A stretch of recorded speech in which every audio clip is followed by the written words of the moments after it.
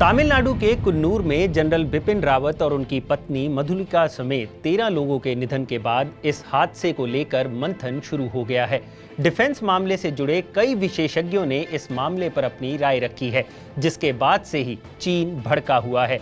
इसके पीछे की अहम वजह है डिफेंस एक्सपर्ट और लेखक ब्रह्म चेलानी के कुछ ट्वीट, जिनके ट्वीट्स की भाषा चीनी मीडिया ग्लोबल टाइम्स को चुभ गई है।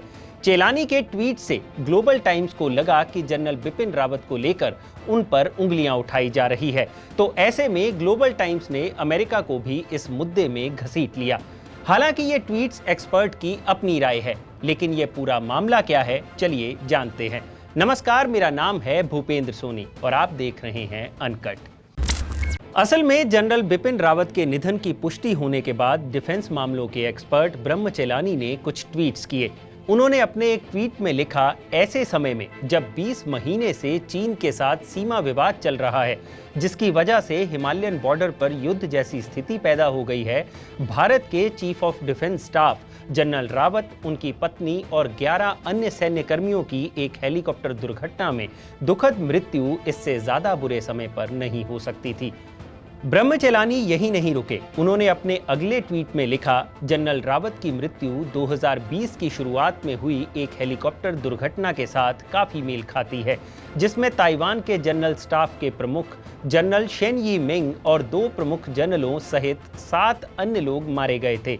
इन दोनों हेलीकॉप्टर क्रैश में उन अहम लोगों की जान चली गई जो पीपल्स रिपब्लिक ऑफ चाइना के एग्रेशन के खिलाफ अपनी रक्षा में लगे हुए थे। असल में अपने इस ट्वीट में ब्रह्म चेलानी ने ताइवान के जिस जनरल स्टाफ के प्रमुख जनरल शेन यी मिंग की बात की, उनकी मौत भी 2020 में एक हेलीकॉप्टर क्रैश में ही हुई थी।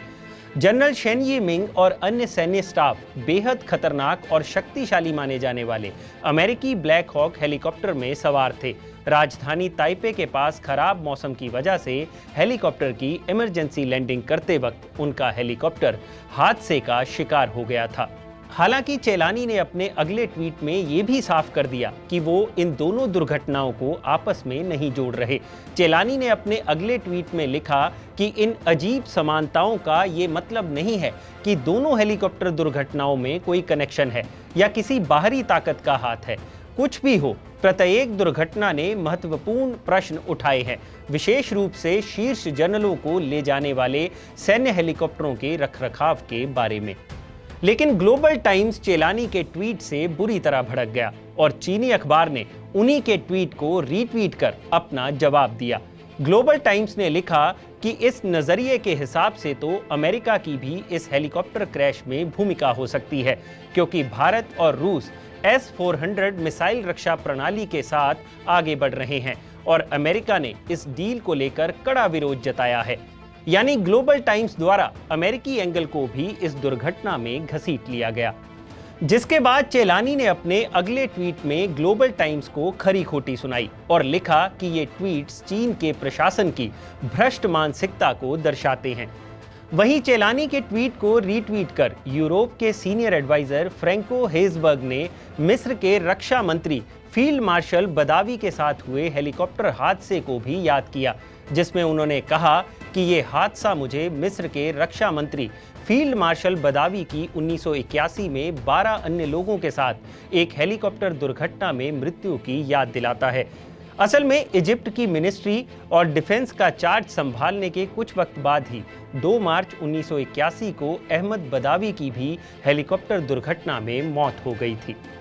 खैर, हेलीकॉप्टर दुर्घटनाओं से जुड़ी कई खबरें आपको मिल जाएंगी, लेकिन हादसे के पीछे का कारण तो जांच के बाद ही समझ आएगा। फिलहाल जनरल बिपिन रावत के हेलीकॉप्टर क्रैश को लेकर भी सरकार ने जांच बैठा दी है और हम आशा करते हैं कि जल्द ही इस दुर्घटना के पीछे के कारणों को सरकार देश के सामने रखेगी, जिसका इंतजार फिलहाल पूरे देश को है। और जैसा कि हमने पहले ही आपको बताया कि ये सब फिलहाल शुरुआती बातें हैं और ऐसी स्पेक्यूलेशन से हमें बचना चाहिए और जांच रिपोर्ट का इंतजार किया जाना चाहिए। अगर आपको ये वीडियो पसंद आया हो तो इसे लाइक और शेयर जरूर करें और जानकारी से भरे ऐसे ही और वीडियोस देखने के लिए सब्सक्राइब करें हमारा चैनल अनकट।